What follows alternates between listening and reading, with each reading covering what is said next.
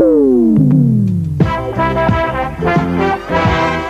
is National 9 News, Brisbane, on relay throughout Queensland.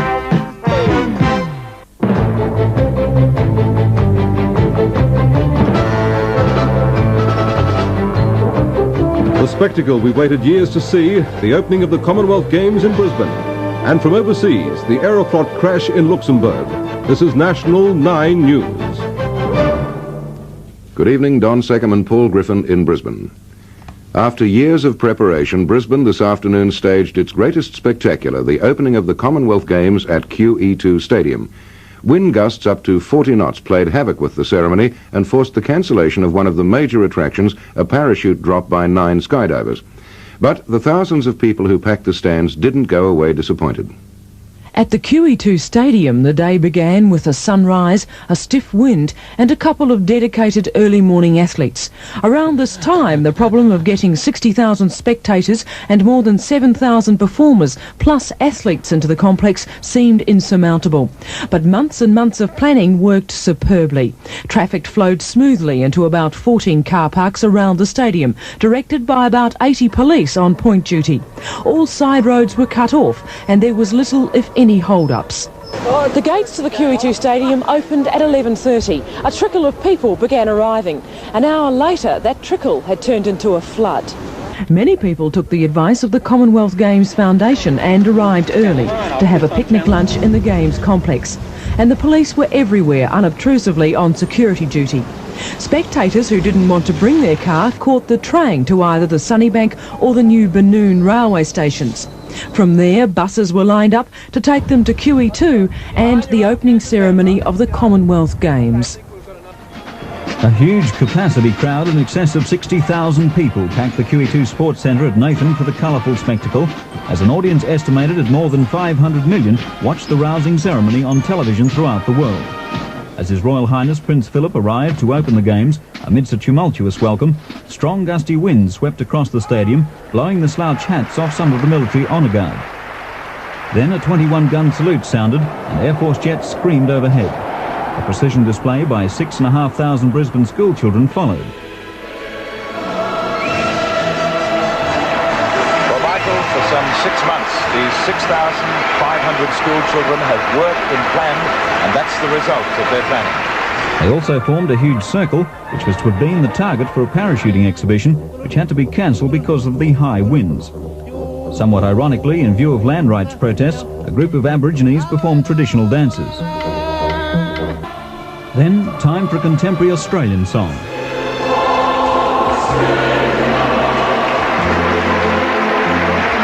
Suddenly, on the track at QE2, to the strain of On the Road to Gundagai, Matilda, the 13-metre symbol of the Brisbane Games. Out of the pouch jumped 20 young human Matildas, soon bouncing to Rolf Harris.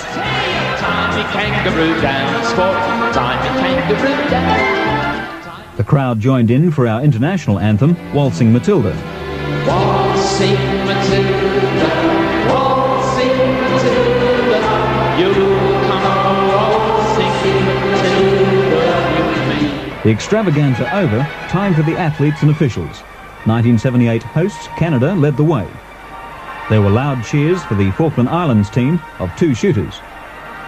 More than 40 teams later, the Australians led by Moscow silver medalist Rick Mitchell of Melbourne. Rick Mitchell, the standard bearer as the crowd here at QE2 rises to its feet to welcome the Australian team.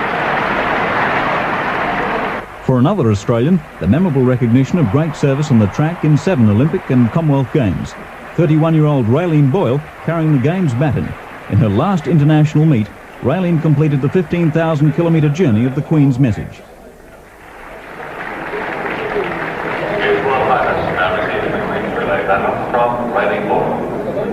The Games provide a wonderful opportunity to cement friendships amongst people who share a common language, but who might otherwise never have met. Whether as a medalist on the rostrum or whether you fall in the first round, whether you're a member of the Federation Council or the leader of a team or simply one who works hard behind the scenes, I'm sure that all of you will enjoy to the full this special Commonwealth occasion.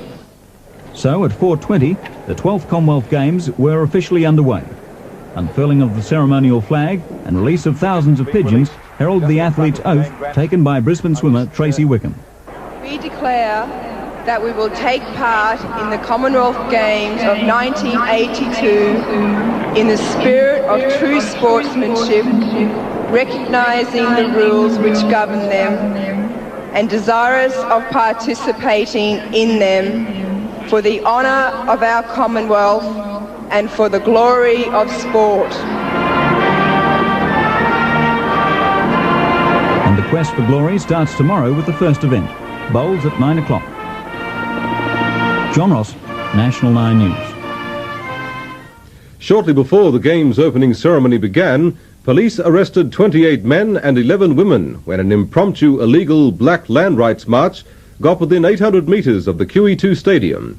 Police Games Commander, Superintendent Ron Redmond, claimed the march was led by southern black troublemakers and was a deliberate attempt to disrupt the Games. The arrests were made under the Traffic Act on charges of disobeying a police officer. Plans for the illegal march were formed by a group of about 40 Aboriginals out of 300 or 400 people camped at Musgrave Park.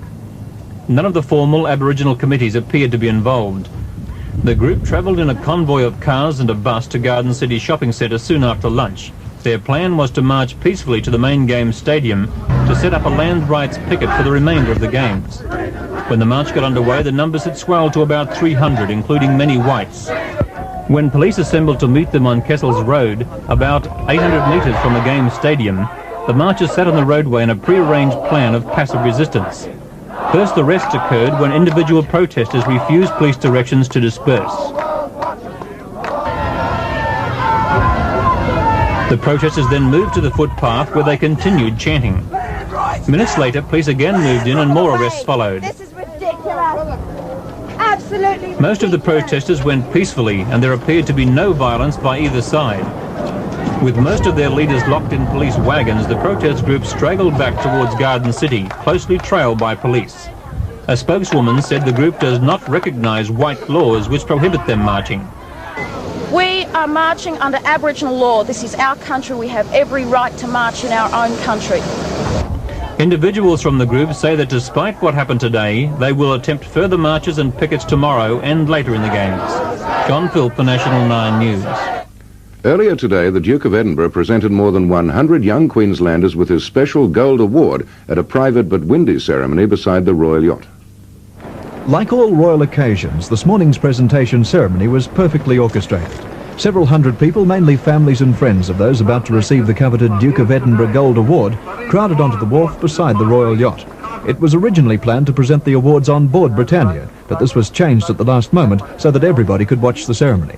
Unfortunately, the move wasn't without its drawbacks. Strong, gusty winds tore across the exposed wharf, and while they made a colourful sight by filling Britannia's flags, things weren't exactly comfortable for those watching the ceremony.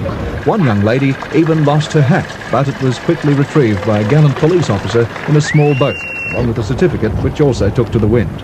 Both were handed back to their owners by a smiling officer from the Britannia. Nonetheless, the Duke persevered, and patiently he presented his Gold Award to each of 136 young Queenslanders. The Gold Medal is awarded for excellence in one of 4 special categories: expedition, community service, hobbies and physical recreation. In Britain, awardees go to Buckingham Palace for their presentation, but here in Australia, that's obviously not possible, so it's a case of waiting until the Duke pays a visit. Some of these people, for instance, have waited several years for their presentation. The Duke is due to spend tonight in the company of the Navy at a special fleet reception at HMAS Stalwart. Then tomorrow he flies north to Mackay and on to the township of Middlemount, where he's due to officially open the new German Creek coal mine. Jason Cameron in Brisbane for National 9 News. We'll have today's report on the Chamberlain trial in a moment, and wild weather in central New South Wales.